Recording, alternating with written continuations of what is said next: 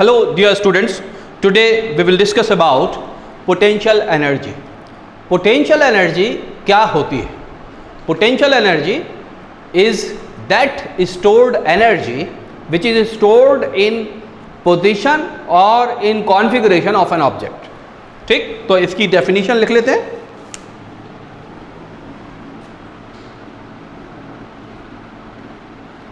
Potential energy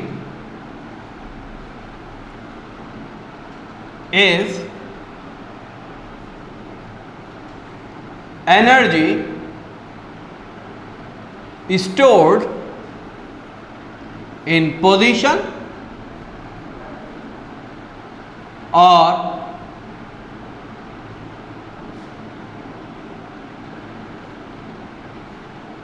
configuration of a body. किसी body की position या कॉन्फ़िगरेशन के अंदर जो एनर्जी स्टोर्ड होती है उसको हम बोलते हैं पोटेंशियल एनर्जी. इसकी दो एग्जाम्पल मैंने आपको पिछली बार में दी थी. एक एग्जाम्पल हम एक बार और डिस्कस करते हैं. सपोज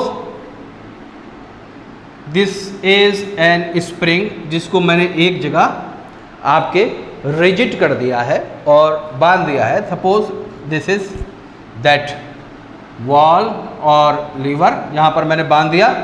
इस स्प्रिंग को मैं इस डायरेक्शन में फोर्स अगर लगाऊं तो इसकी जो नई पोजीशन हो जाएगी वो क्या हो जाएगी? आप देखिए ये यहां से लेकर और यहां तक क्या हो गई? कंप्रेस हो गई. ठीक, और यहां पर मैंने क्या किया? इसको लॉक कर दी.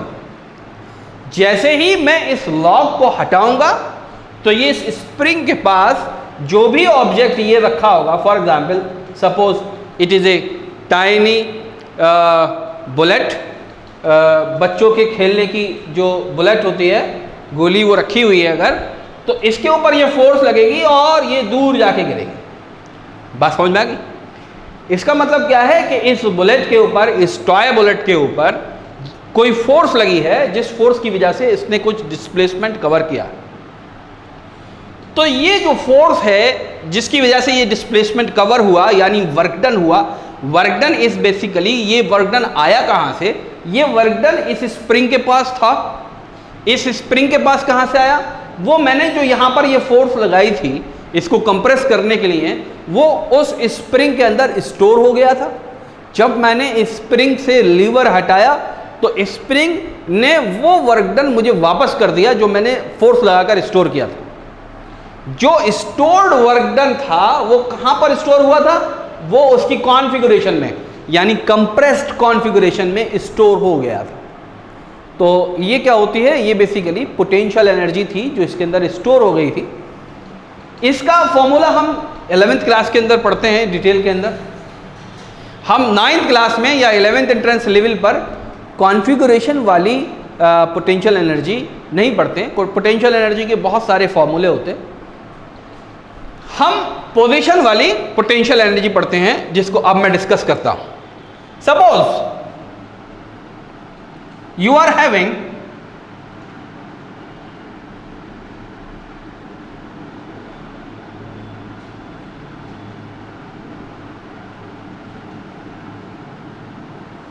ए टरबाइन.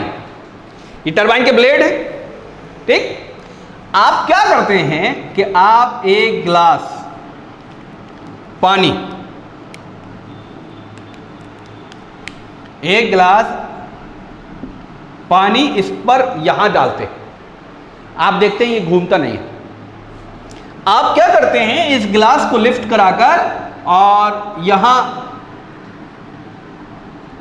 ले गए और यहां से पानी इसके ऊपर आप गिराते हैं तो आप देखते हैं कि ये घूमने लगता है.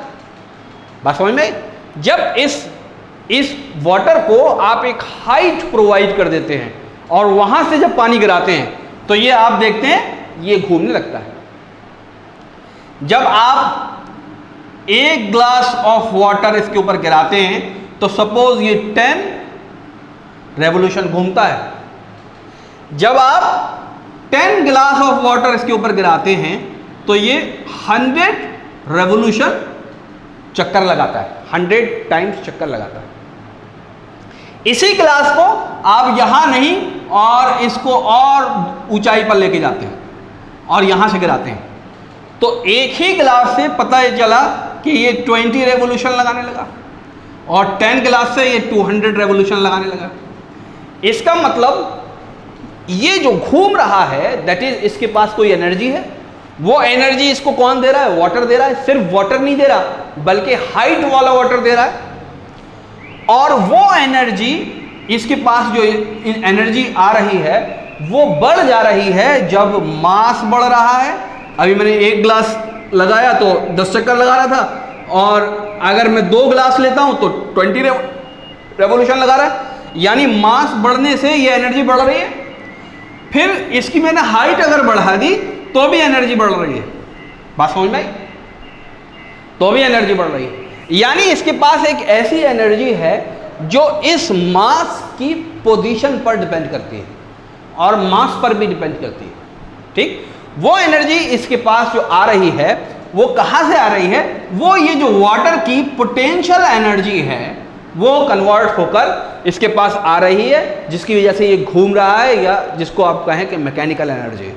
ठीक, तो potential energy is stored in the glass of water because of its height, because of its mass. ये पोटेंशियल एनर्जी वाटर के पास कहां से आई? आप ये सोचिए, देखिए ध्यान से समझिए। जब ये वाटर सरफेस पर था, this is what, this is ground surface. ठीक, इसके पास कुछ मास है, इसके ऊपर एक जी डाउनवर्ड लग रही है, तो इसका जो वेट है डाउनवर्ड डायरेक्शन में वो किसके बराबर है? Mass into G. ये mass into G basically force of gravity है। ठीक, फोर्स ऑफ ग्रेविटेशन, जिसको हम ग्रेविटेशन के अंदर पढ़ चुके हैं। This is equal to mass into G. ये डाउनवर्ड डायरेक्शन में होता है। तो अब मैं इसके अंदर पोटेंशियल एनर्जी कैसे स्टोर करता हूं कि मैं इसके ऊपर एक फोर्स लगाता हूं डाउनवर्ड अपवर्ड डायरेक्शन, ऊपर की तरफ एक फोर्स लगाता हूं, और ये फोर्स एटलीस्ट किसके बराबर होनी चाहिए?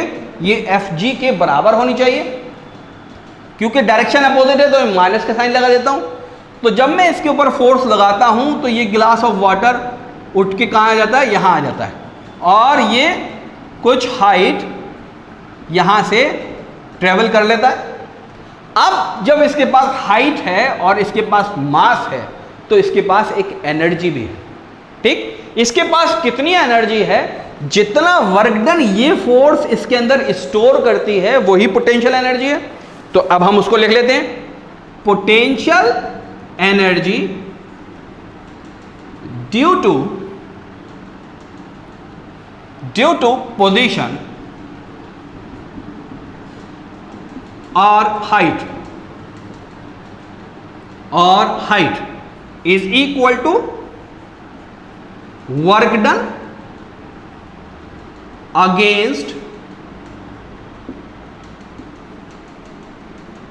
ग्रेविटी।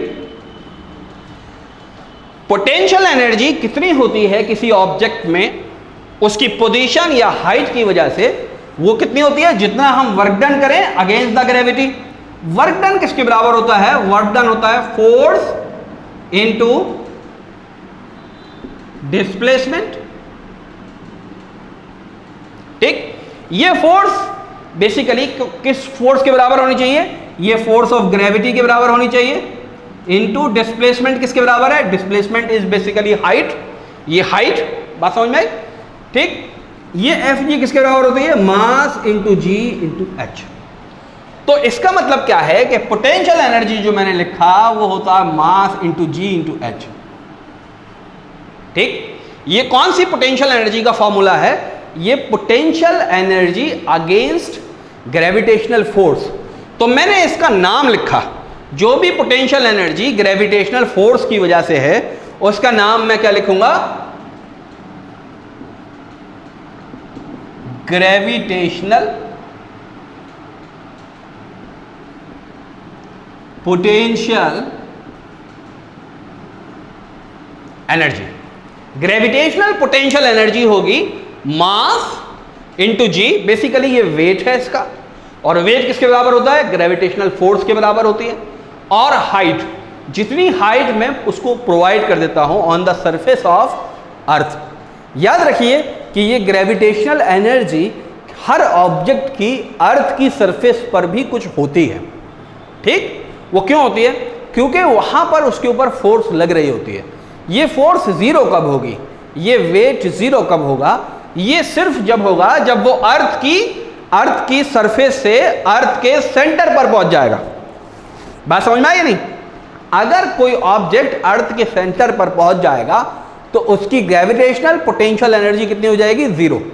तो अर्थ की सरफेस पर जितने भी ऑब्जेक्ट मौजूद हैं सबके पास हाइट भले ही मौजूद नहीं है लेकिन पोटेंशियल एनर्जी है, क्योंकि जिस हाइट की हम बात कर रहे हैं वो हाइट बेसिकली सरफेस से हम नापते हैं तो जीरो पाते हैं, लेकिन सेंटर ऑफ अर्थ से उसकी जो हाइट है वो बेसिकली रेडियस ऑफ अर्थ है।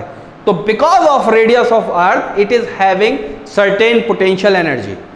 इसका सबूत क्या है कि अगर कोई ऑब्जेक्ट अर्थ की सरफेस पर है और वहां की जमीन धंस जाती है तो वो ऑब्जेक्ट वहीं नहीं रहता बल्कि वहां से नीचे की तरफ जाने लगता है। नीचे की तरफ जाने लगता है इसका मतलब वर्क डन कर रहा है, इसका मतलब इसके पास एनर्जी पहले से है।